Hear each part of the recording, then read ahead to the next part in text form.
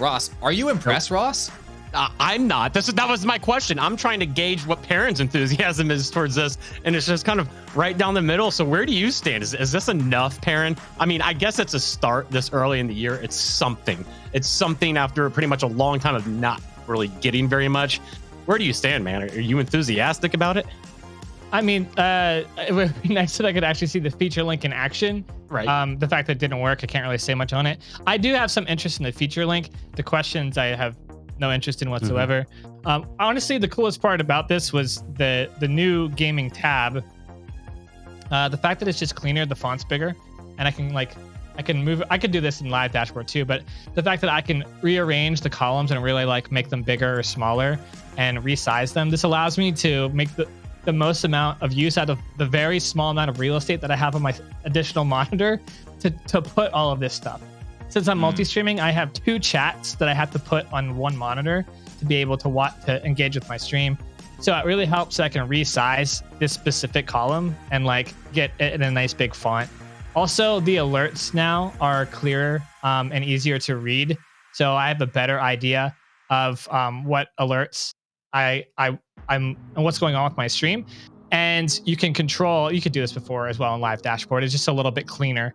I can disable shares and I can just focus on like supporters, subs, stream chains, etc. Because otherwise, normally this gets spammed with shares and I don't see anything. So the thing that was, I can't show you guys, there was one more feature here that I noticed yesterday when I streamed that's new, and that's whenever you raid another channel. And when you do that, you can now search for other creators to raid instead of just using the predefined 10 creators that Facebook automatically picks for you. And they removed, this was interesting. I want to get both of your takes on this. They removed I hate it. No, go ahead. They removed the viewer count number from each of the streams. So normally you would get 10 pre-selected creators that you could raid after you hit end stream, and it would show the current viewer count. And so normally it would give you a range of like someone with 2K down to someone with like 1. Now that's removed. All you see is their stream title and their thumbnail, and you have to pick based on those 2 criteria instead of getting to understand and know what the concurrent viewership is. What do you think, Ross? You like that? You like the removal of vanity metrics, this trend out there on social media?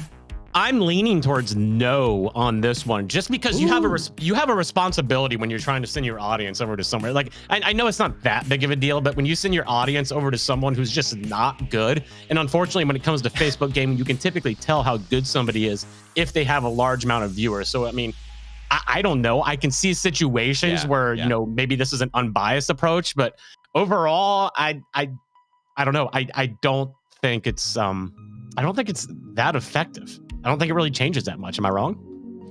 I agree with that. I think that I think you should be able to see the number of viewers streams have and be able to select. Like if there's a 0 viewer Sally over there, I don't want to send somebody some traffic to that. I just don't. Like I want to make sure that they have at least some viewership. It's some sort of test to test the fact that they have some content that's valuable and somewhat entertaining. And if they haven't proven that they can get at least 10 viewers or 30 viewers, then they might just be a garbage stream that's just sitting there playing video games. They might just be some freaking dude, Perrin, that's just playing video games. That's not anything anybody wants to watch. Perrin, have you ever streamed and played video games? I mean, seriously though, I mean, there needs to be some quality check here. And does it display the thumbnail for these potential streams that you could host? It does, right? You get the thumbnail and the title, but no viewer count. And you also now get the control of, there's a search box and you can search a streamer that you might already know. And from past knowledge, streamers that you follow mainly who are active at that point in time, especially if they're playing a game that you just streamed, they will be priority listed there for you. So normally Facebook is good about trying to get you good people to raid. They also have, in their defense, been good about mixing a combination of streamers who have high concurrent viewership, a middle amount of viewership, and lower but seem like they have some potential. They don't normally give you like 0 viewer streams. They'll give you someone like 1 to 5 that might actually have some potential. But now it's kind of uncertain what if maybe they change that. I don't know, because I can't see the concurrent viewership number. So I thought that was interesting. I don't know if they'll stick with it. right now they're testing a lot of changes. And speaking of testing a lot of changes, I actually have their most recent product blog post on the things that they're working on. I want to see if you guys think if any of these are going to be Is interesting. this a leaked document? Did you Uh-oh. break into Zuckerberg's office, kick your feet up on his desk, take a selfie, and take this document from him? Did you storm I the actually Facebook headquarters? screenshotted this from his laptop, and that's what you're seeing now. So Perfect. this one is interesting. I want to see what you guys think on this one. They're testing out auto-generating clips based on key moments in your stream for use in the stream highlights tool. Do you Ooh, trust that's Facebook's cool. algorithm to auto-generate clips for you? I don't even care if I trust it. I think that I'd actually have clips because I haven't had the time to clip stuff. That's a great feature. I don't trust it now, but in the future, when they work on this, obviously, I think that's a huge potential. I agree. I mean, Streamlabs is testing technology like this too, as well as some other technology companies, to solve this issue of there being so much streaming content, but not being able to get good content out of those streams. So this is, I love that they're at least testing this technology.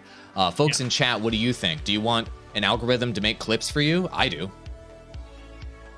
So that one was, I think, the most interesting to me, because that means I can get more mileage out of my content without having to sink more time into it.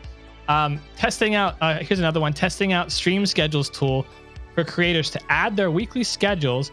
Viewers can see the schedule on desktop and mobile on creator facebook.gg hub, including a countdown to the next scheduled stream. What do you think of this one? I don't think countdowns do anything. So I've seen countdowns on Twitch. I think they can hurt you. Like, I mean, I don't know. I just don't think they really do much. And if you're late, it sets expectations for people. If you're 5 minutes late, they stick around. You don't go live, and then they're like, I'm out. I don't think countdowns do much. Unless you're doing like events and you're doing something like very special pre-programmed or pre-planned content as a streamer every single time you stream, I don't think the countdowns are good. I think that they're garbage, actually, and it's just a waste. It's a waste. It may be a feature that streamers requested because they thought it would be a good idea, but it's not actually a feature that will help anyone in any noticeable way. That's my opinion. Ross, what are your thoughts on that with countdowns? Yes, I agree 100%. This is the internet. People aren't going to sit around. No, I love you, Perrin, and I love everybody on Facebook Gaming, but no one's going to see a countdown to any stream and be like, oh my God, he's coming out in 5 minutes. And just, I'm just going to sit here. That doesn't happen. It's the internet. If you're not on there within like 2-3 seconds, they're going to go to someone else. Like, I get it. Maybe it's requested, but doesn't do kind of hyped if it's like a big streamer and they do a countdown, and I'm like, oh, I get kind of excited. But unless it's someone who's already getting like tens of thousands of viewers, I don't really care. I think the interesting thing about this one is just making the schedules more viewable and hopefully cleaner to look at. I think that'll be huge. I agree. I don't think the countdown's going to do much of anything. Here's one, testing out a new co-stream mode that will allow creators to tag each other when streaming and viewers to switch easily between the streams. I actually think this one has some interesting collab opportunity, especially for like when I'm playing Mobile Legends. I have a couple other streamers I play with. We could basically support each other by just by tagging each other. That could be kind of nice. That's interesting. I'm concerned about this being able to be gamed and tagging people that you're not actually playing with or co-streaming with. And I think people will just, I don't know. I'm concerned about this being gamed and then being trash. So we'll see. I think if there's good collab streams where you're talking to people and you're really working with someone else, being able to tag and switch perspectives is cool. I think people would switch perspectives anyway without this and go find the other stream if they wanted to watch the other streamer. And generally speaking, I think when you're collaborating with someone, you're generally going to be on voice comms. And so you're going to hear what the other person's saying anyway.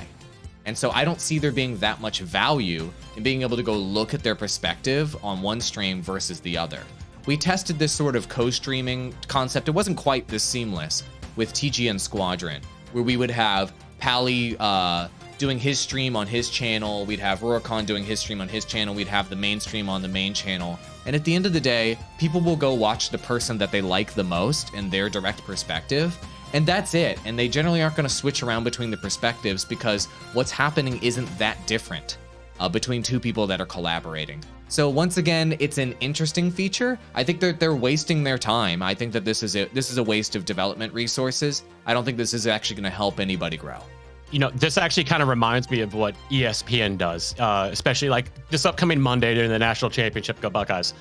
What they do is they have it's like multi-language. Like you can go to a different channel where you're getting where you're getting like a Spanish broadcast and stuff like that. I think especially in Perrin, maybe this is something that you can even relate to, having a massive audience in Asia. If they don't understand you, giving them the option to go watch somebody who does speak their language fluently, I think there can be some advantage to that. However, even with that said, I think that would be rarely used. Yep. Perrin, you got any good features here, man? Like, seriously, tell us some good features. I don't know if you guys are going to like the rest of them. So let's go through them very quickly here. Improving search on facebook.gg to better find streamers, games, and instant games. Adding more ways for viewers to manage their follow and live notification settings. Okay.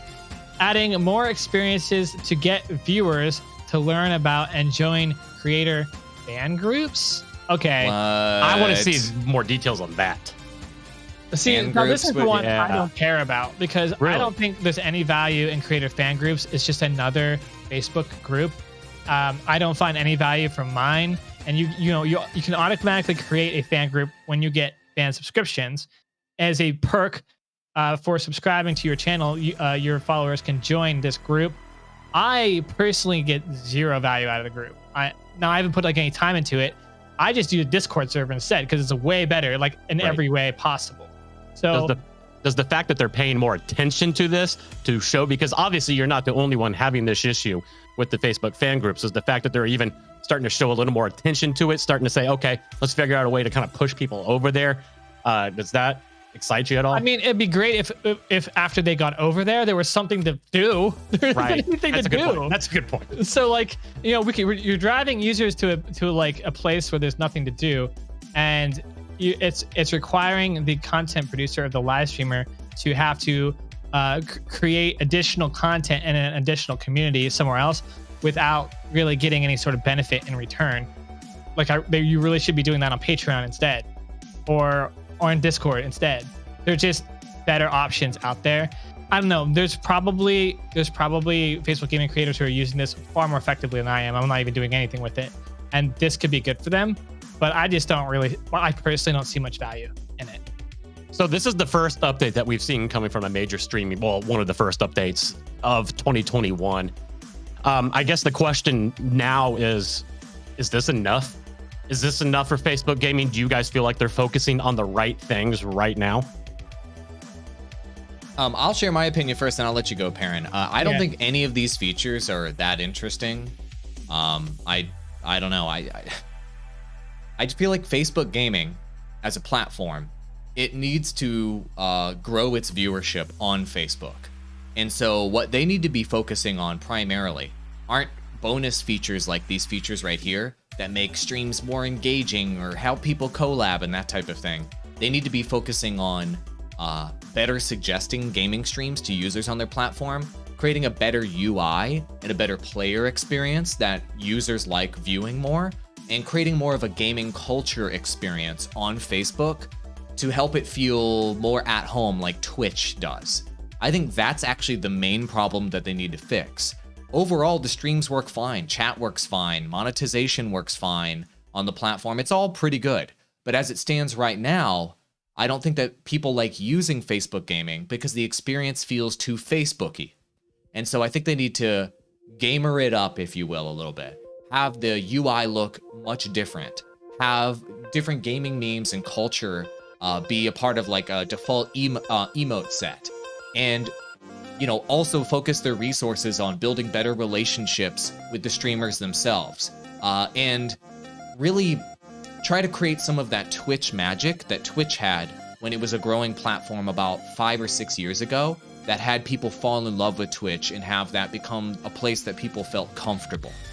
All of their features should be about that and truly understanding gaming culture. And all these things here look cool, but these are the sorts of features that I think, folks sitting in a boardroom at Facebook HQ would brainstorm as quote unquote good ideas for the platform without really understanding the culture issues of Facebook and people not really wanting to be a part of the platform. And so they need to address those items culturally or I feel like Facebook gaming is going to stagnate and maybe decline over time. Really quick, gaming creators, if you haven't already done it, enter to win our $1,100 gaming creator bundle sweepstakes. There's a link in the description below if you want to check it out. But the exact sound that you hear right now, the setups we all use on our podcast, Rode is giving that away for free to you as a part of the sweepstakes. It includes this microphone, the shock mount, the boom arm, and let me just show you the package. It's freaking great. It also includes the Rodecaster Pro mixer, which makes you sound this good live. This is not even an edited video. This is the way you would sound live. Pretty great. Also, our friends at TubeBuddy threw in a TubeBuddy Legend license, help you manage that YouTube channel more effectively and grow faster on YouTube. Plus, Restream threw in a license as well, so you can stream to multiple platforms and grow even faster. We use all of this stuff every single day. Now you can get hooked up with this for free. Enter for your chance to win. Link in the description below. Entering costs $0. You have nothing to lose and everything to gain. So good luck, gaming creators. I'm glad we could hook you up with this package, and I hope you win. Go do it.